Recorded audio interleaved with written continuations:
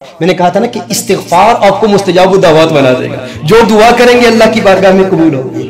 امام احمد بن حنبل رضی اللہ تعالیٰ ایک مسجد میں جاتے ہیں، سفر پر ہیں، شدید سردی ہے، سخت سردی ہے، سردی کی راتوں میں ایک مسجد میں جاتے ہیں اور ارادہ کرتے ہیں کہ آج کی رات اسی مسجد میں گزاروں گا، سو جاؤں گا۔ تو ایک بابا آتا ہے، مسجد میں ہوتے ہیں نا کمیٹی والے، بڑے جلالی قسم کے ہوتے ہیں، تو بابا نے آیا، اس نے کہا اٹھو بابا جی۔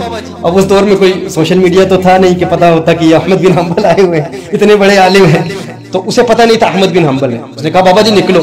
اب یہ بزرگ شخصیت ہیں، تھکے ہوئے ہیں، شدید سردی ہے، تو وہ مجبور کر کے نکال دیتے، کہتے گٹری اٹھا کے باہر پہ پھینکوں گا، آپ باہر چلے جاتے ہیں۔ جب باہر جاتے ہیں تو مسجد سے نکل کے بائیں جانب دیکھتے ہیں کہ ایک نان بھائی کی ایک دکان ہے، وہ تنور پر روٹیاں پکا رہا ہے، اور جب وہ پیڑے لگاتا ہے تنور میں تو کہتا ہے استغفر اللہ استغفر اللہ استغفر اللہ، روٹی لگاتا ہے، روٹی نکالتا ہے، رکھتا ہے استغفر اللہ۔ تو آپ فرماتے ہیں مجھے سخت سردی لگی ہوئی ہے، یہاں آگ ہے، یہاں پر اگر تو اجازت دے تو یہاں آج رات گزار لوں، آج رات یہاں پر سو جاؤں۔ اس نے کہا بابا جی سو جاؤ، آپ آرام کریں۔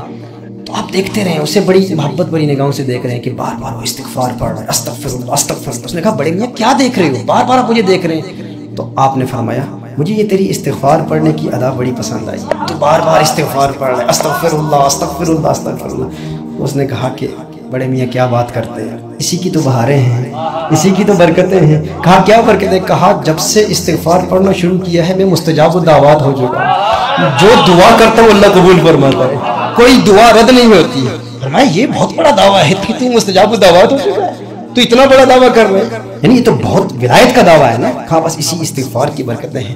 آپ نے فرمایا تو آج کیوں پڑھ رہا ہے؟ کہا آج اصل میں میری یہاں ڈیوٹی لگی ہوئی ہے، میری ساری دعائیں قبول ہو چکی ہیں، بس ایک تمنا، ایک خواہش، ایک آرزو ہے، ایک محدث ہے، فقیہ ہے، اس کی زیارت کرنا چاہتا ہوں، آج اس کی زیارت کی نیت سے پڑھ رہا ہوں۔ کہا کون ہے وہ؟ کہا جانتے نہیں احمد بن حنبل، بڑا محدث ہے، بڑا فقیہ ہے، آج اس کے لیے پڑھ رہا ہوں۔ کہا پھر تیری دعا رنگ لائی ہے، دیکھتا نہیں آج احمد بن حنبل تجھے دیکھنے کے لیے آیا ہے۔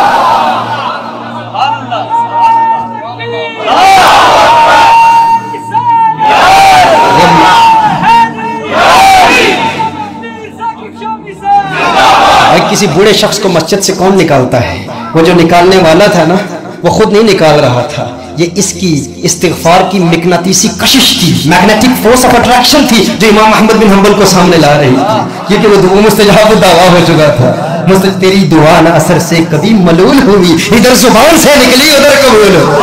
استغفار کی برکت ہے یہ، اس استغفر اللہ استغفر اللہ استغفر اللہ کی کثرت کی برکت ہے، یہ پڑھتے رہا کریں۔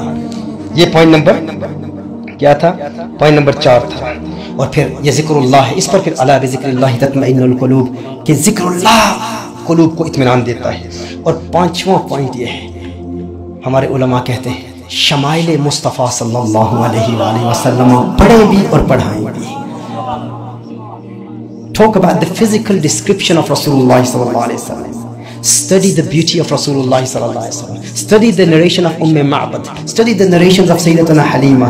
Study the beauty of Rasulullah sallallahu alaihi wasallam. And don't only study that yourself, teach your children. Talk about the beauty of Rasulullah sallallahu alaihi wasallam. Our ulama say that a lot of people, they are distressed, they're suffering from anxiety and depression. Why? Because no one loves them. They say that if you want to become the beloved of people, then talk about the beauty of the beloved of Allah. Talk about the beauty of the beloved of Allah. The more you talk about the beauty of the beloved of Allah, the more the creation of Allah will fall in love with you. اگر چاہتے ہیں کہ لوگ آپ سے محبت کریں تو حضور اکرم صلی اللہ علیہ وسلم کے حسن کے ترانے ادا کریں، دنیا آپ سے پیار کرے، ڈپریشن ختم ہو جائے گا۔